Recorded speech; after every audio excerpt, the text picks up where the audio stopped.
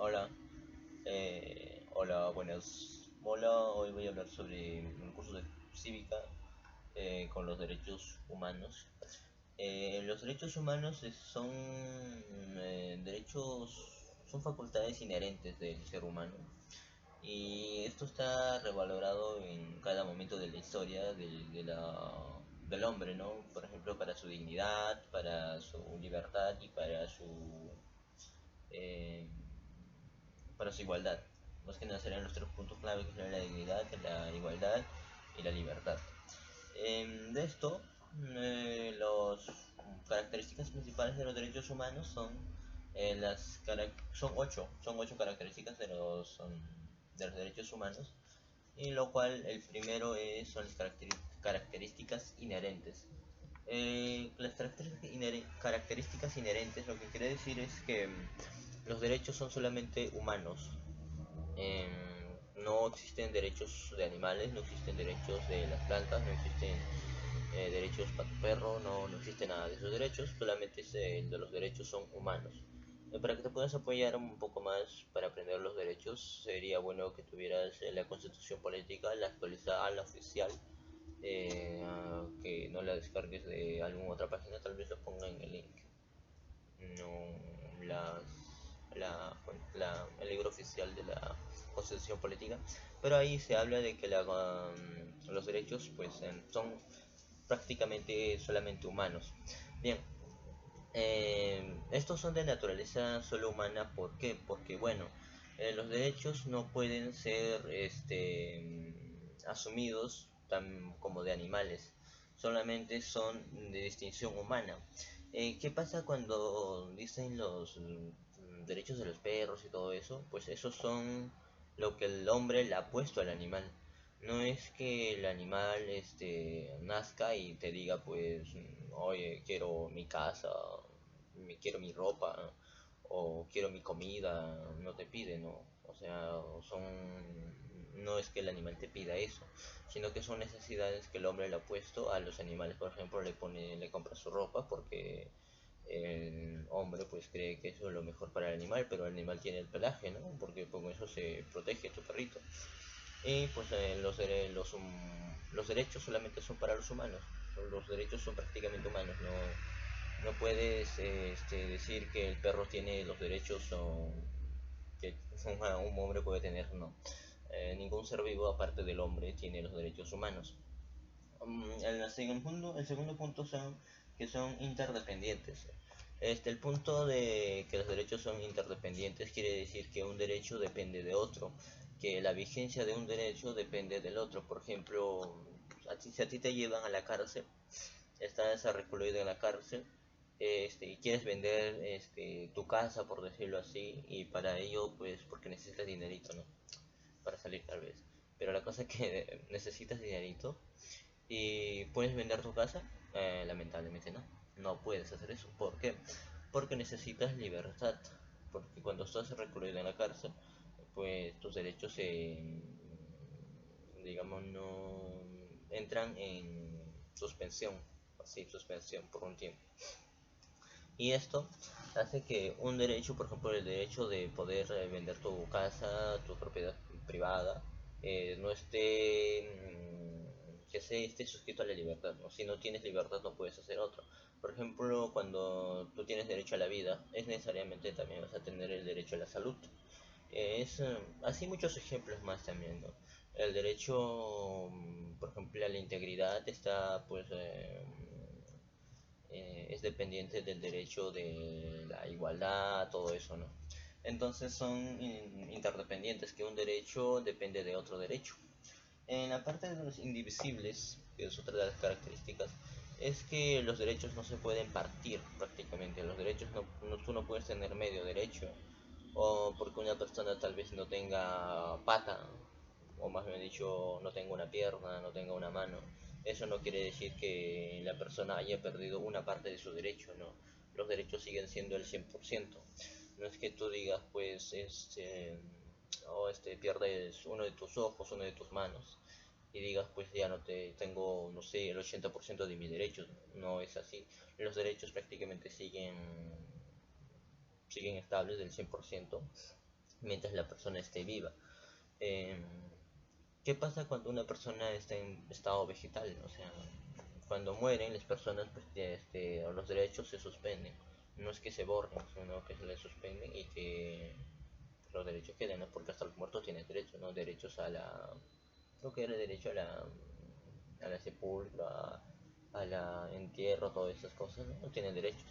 La cosa es que cuando una persona en estado vegetal no tiene conciencia, ¿y qué pasa con esas personas? Pues los derechos se van para un familiar o los que se llaman como curadores.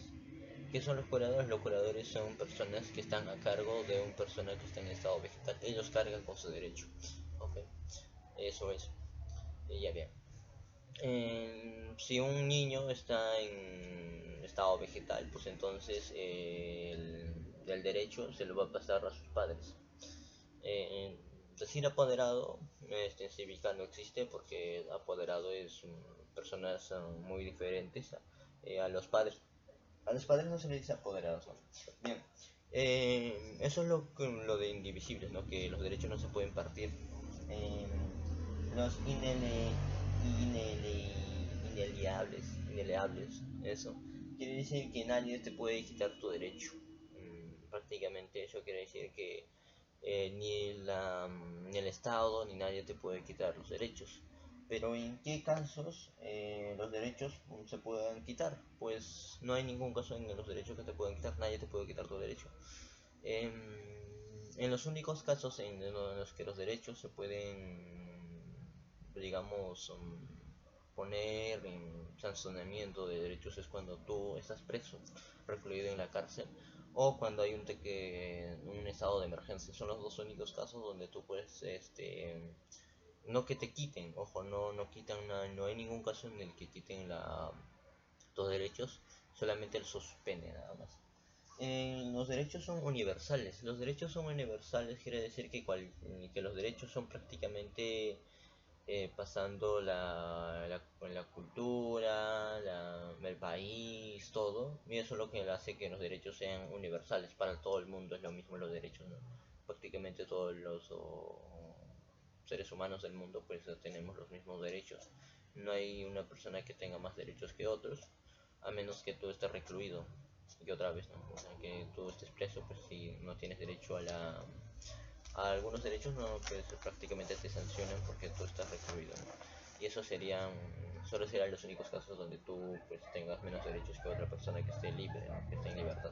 Bien, eh, los derechos son inviolables, ¿no? Los derechos no se pueden violar, prácticamente nadie te puede, a tu derecho de la salud, nadie puede quitártelo, nadie puede decirte que ese derecho no es para ti, cosas así, nadie puede hacer eso, ¿no? Porque los derechos son inviolables, nadie puede decir nada, nadie puede violar tus derechos, absolutamente nadie. Los derechos son incondicionales, los derechos no necesitan una condición. Eh, Muchos se confunden cuando dicen pues que los derechos son cuando una parte donde van a decir es, la mayoría de la gente piensa eso, de que los derechos vienen cuando tú estás en concepción. Cuando tú eres feto, pues en cívica no se utiliza ese nombre, ¿no? Pero cuando tú estás concebido ya tienes tus derechos. Y cuando dicen que son incondicionales, pues no hay ninguna condición para tu derecho a la vida, no te ponen una condición, o sea, tal vez que estés vivo, pero eso es como decir que una falacia, algo así, ¿no?